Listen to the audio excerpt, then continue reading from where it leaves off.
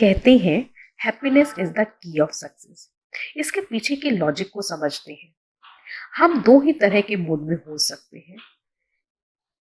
Happiness mood यानी कि at ease mood, सहज मूड। दूसरा है कंप्लेन मूड यानी कि शिकायतों से भरे रहना।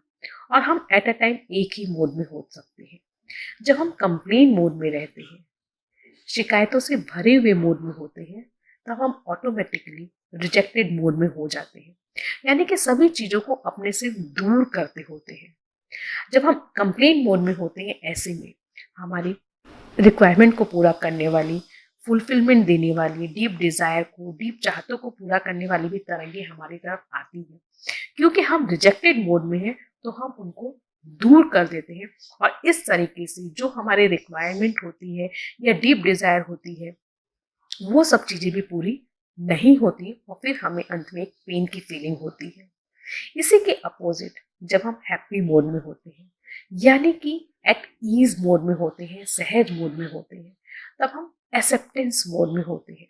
इस मोड में भी हमारी तरफ हमारी रिक्वायरमेंट को पूरा करने वाली, डीप डिजायर को, डीप चाहतों को पूरा करने वाली, फुलफिलमेंट को देने वाली भी तरंगे हमारी ओर आकर्षित होती हैं, हमारी तरफ आती हैं। क्योंकि हम एक्सेप्टेड मोड में हैं, तो हम उन चीज़ों से कनेक्ट हो जाते हैं और वो चीज़ें हमारे जीवन में आकर्षित हो जाती हैं।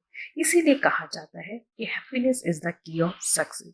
इसीलिए ग्रेटिट्यूड की फीलिंग को भी वैल्यूएबल कहा है। क्योंकि ग्रेटिट्यूड की फीलिंग में हम ईज मोड में होते हैं, थैंक यू मोड में होते हैं, एक्सेप्टेंस मोड में होते हैं।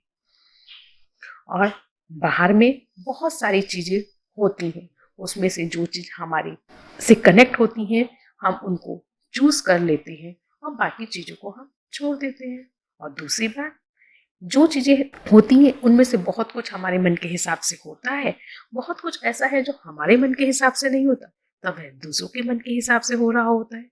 बस इसी तरीके से सब चीज़ चलता रहता है। मन के हिसाब से होता है तो अच्छा लगता है, मन के हिसाब का नहीं होता तो बुरा लगता है।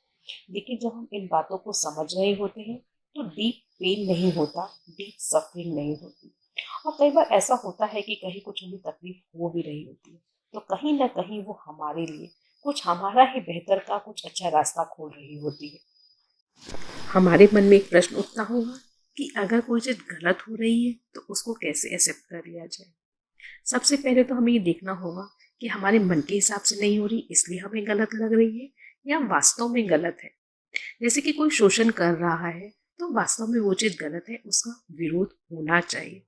तब ऐसे में क्या करें? अगर वास्तव में कोई चीज गलत है, तो उसका विरोध हम एट ईज मोड में होकर, सहज मोड में होकर करें, तो सोल्यूशन के तौर पे कुछ समाधान आता है। लेकिन जब हम कंप्लेन मोड में होकर रहते हैं, तो वो चीजें ज्यादा उलझ जाती हैं। यही अगर हम एट ईज मोड में रह के गलत चीजों का विरोध करते हैं, तो कुछ समाधान के तौर पे चीजें आती हैं। किस तरीके से क्या आएगा वो तो नहीं पता, लेकिन कुछ ना कुछ सॉल्यूशन निकलता ही है।